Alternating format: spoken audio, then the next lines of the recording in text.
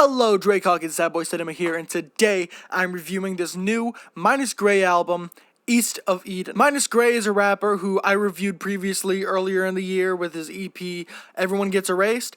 I thought it was pretty decent. It had a few highlights on there, but I feel like overall it was a little bit underdeveloped and could have been improved and a little, a few areas. Listening to that project gave me hope for whatever Minus Go to release next, and hopefully that would become more developed, more thought out, and, more nuanced and have a whole lot of more range and dynamics to it. And that future project being this one, the third one in a trilogy that he's been working on, which is the only one of the trilogy that I've listened to so far. Just by listening to this album, I wouldn't say that there's a whole lot of tie-in, aside from a few mentions to the previous project, which is apparently more aggressive and more aggressive. But despite this being the last entry in a trilogy, it has its own identity, and I feel like it stands alone as its own individual project. Let's start with the intro, Welcome to My Hell. It's a nice little boom-bappy song with a pretty catchy chorus and a nice enough sentiment. Pretty much just introducing you to Minus Gray as a person and the project as a whole. And the chorus on this really sets up one of the things about the album, which is its catchiness. While it's not the best producer-engineered chorus in the world or anything, it's still enough to get caught in your head, and it doesn't, obliterate your eardrum. Except for the first time when the chorus came in,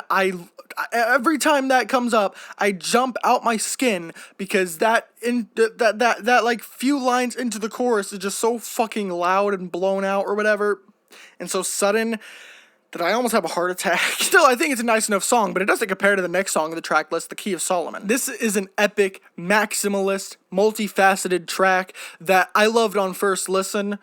Easily my favorite one here. On first listen, it was easily my favorite. Now there's like more that has competition with. The track starts out with a pretty low-key sample that builds and gets this electric guitar over it and builds, and then once it finally drops in with that heavy bass and those booming drums, it's just the beat on this is insane. And then once he comes in with his steady and ongoing flow, it just keeps the momentum going, and it does not get boring for the 4.5 minute runtime. And at about the 2.5 minute runtime, it switches up into this other, more trap-centric instrumental. You probably notice I'm not talking about the lyrics too much in this album.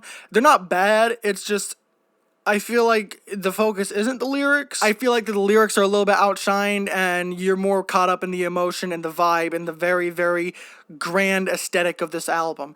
And it is a really, really nice aesthetic. I do like it, but the lyrics aren't trash, and I fucking hate when the screen goes black. It actually annoys me. The next few songs of this album, while they are solid, I feel like I don't have enough to say about them. Like, I enjoyed them. They reach about 7 or 8 out of 10. They're pretty nice. I feel like the next highlight comes on the track Cry, which has a really, really catchy chorus. The instrumental is really low-key, laid back. This flow in the verse is really nice and adds to the laid-back aesthetic while still keeping the up-tempo. And this is one where the lyrics actually do shine through and help to better paint the aesthetic that it has. It's about the aftermath of a relationship, and it's really upfront and heartfelt lyrics really help to delve you into this emotion more. Pretty much this entire track is just a perfect love song from that sort of angle, and I think it's really fantastic. Plus, the singing on this track is pretty nice, which is not what I can say about the next track, Banana Pants.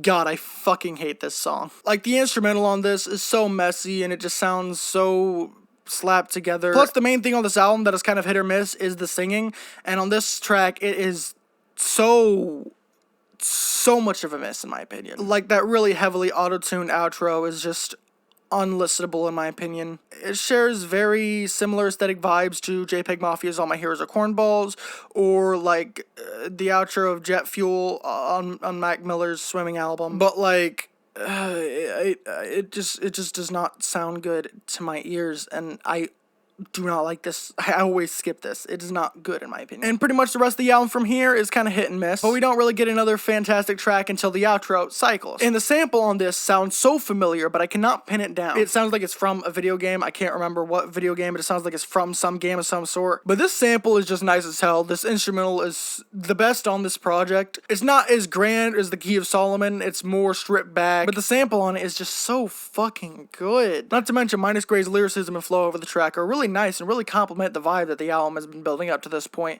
and resolves the album in a very clean way. Overall, I think that this is a really big step up from Minus Gray's previous project, and it really gives me a lot to look forward to in the future with whatever he releases next. And I'm sorry for this brief review.